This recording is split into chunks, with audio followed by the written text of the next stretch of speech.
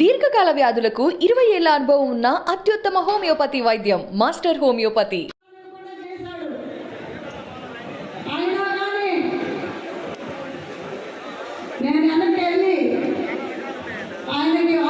ఆయనకి గెలిచే అవకాశం వస్తుందని అక్కడే తెలుస్తుంది.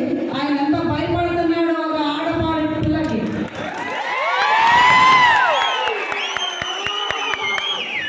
ఓడనేది ఆయన ఒప్పుకున్నాడు. ఒప్పుకోబట్టి ఇంత ప్రయోగం చేసిండు నా మీద. అయినా కానీ బెదిరింపులు, ఏ బెదిరింపులు నన్ను ఏం చేయవు. ఆయన బెదిరింపులకి భయపడేదే లేదని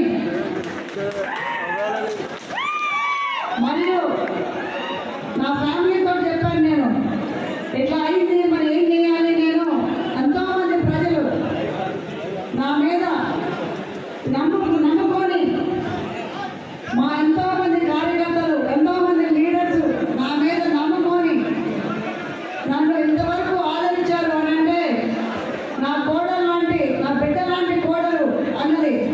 అత్తమ్మా, నువ్వు వెనక్కి తిరిగి రావద్దు ప్రజలను వదిలిపెట్టి.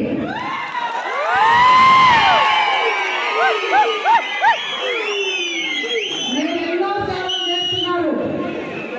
ఇదొక అవకాశం.